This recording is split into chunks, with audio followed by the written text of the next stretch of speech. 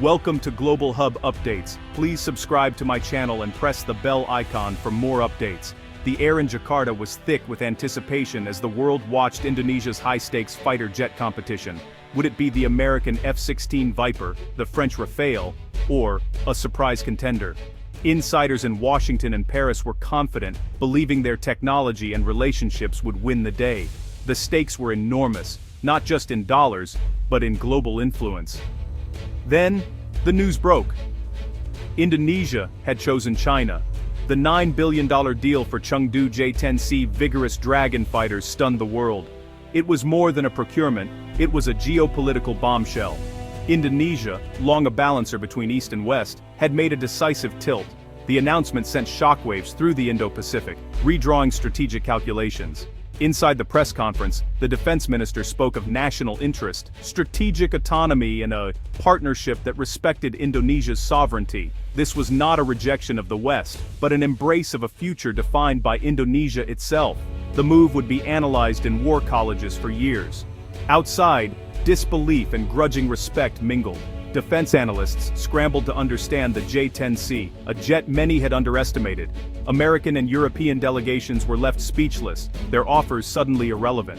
Indonesia wasn't just buying a plane, it was buying a new relationship and a new vision for its place in the 21st century.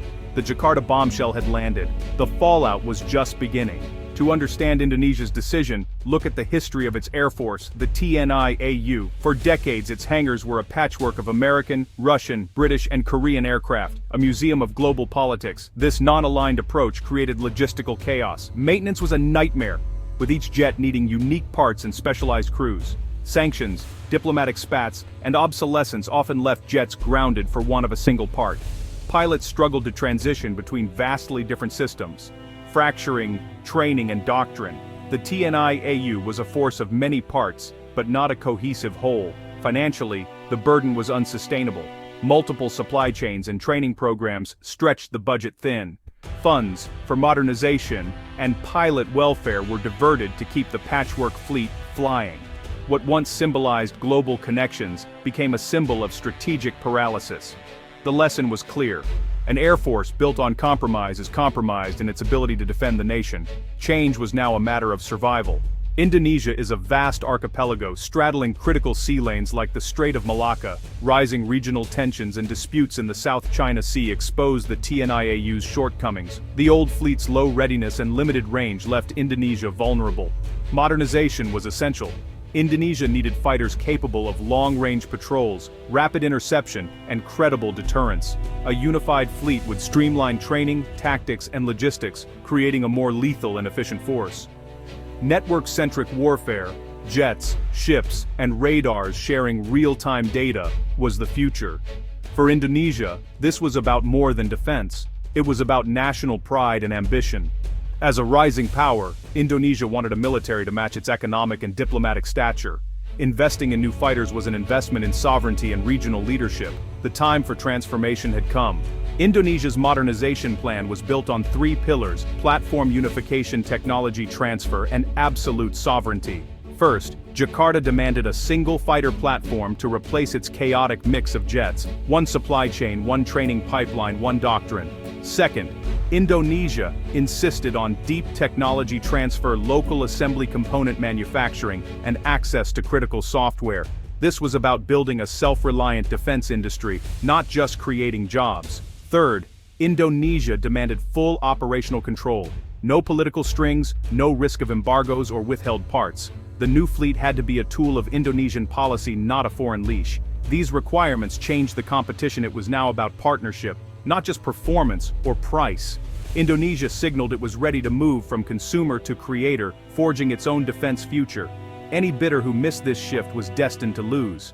Indonesia wasn't just buying a sword, it wanted the knowledge and freedom to forge its own. The doctrine was bold and the world took notice. The competition would test who truly respected Indonesia's ambitions. The stakes had never been higher.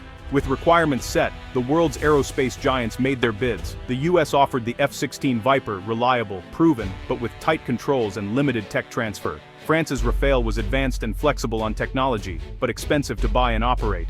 China's J-10C was the dark horse, modern, affordable, and, crucially, offered deep technology transfer and local production.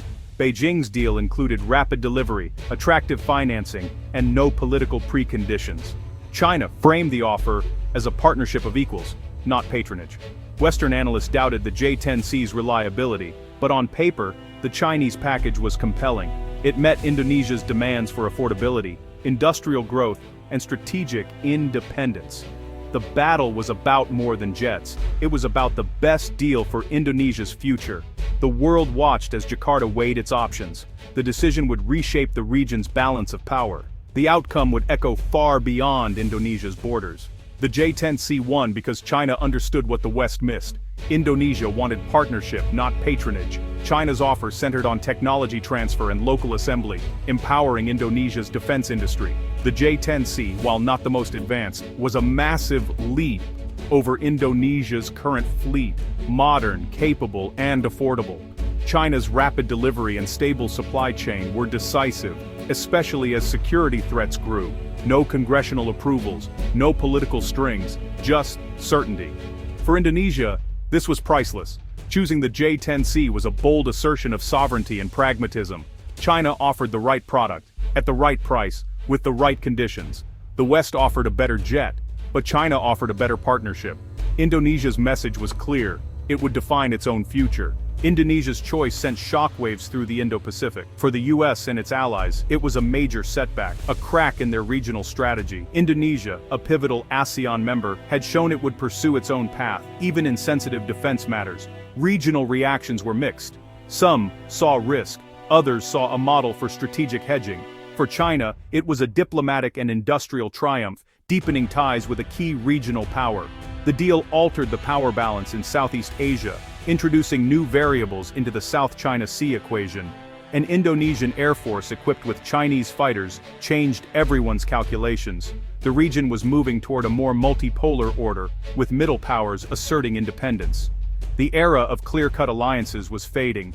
A new, unpredictable landscape was emerging. The J-10C deal brings rewards and risks. Integrating a new, non-Western jet into the TNI-AU will be a technical and doctrinal challenge. For years, Indonesia will juggle old and new systems, complicating logistics. There's also the risk of new dependency. Key components like engines and radars will remain under Chinese control. If relations sour, China could use spare parts as leverage, the very scenario Indonesia hoped to avoid. Diplomatic fallout is another risk. The US may scale back cooperation, leaving Indonesia more reliant on China. The J-10C's long-term reliability is unproven. If it underperforms, Indonesia's gamble could backfire. The nation is betting on China's aerospace industry and its own ability to absorb new technology. If the gamble pays off, the rewards are immense.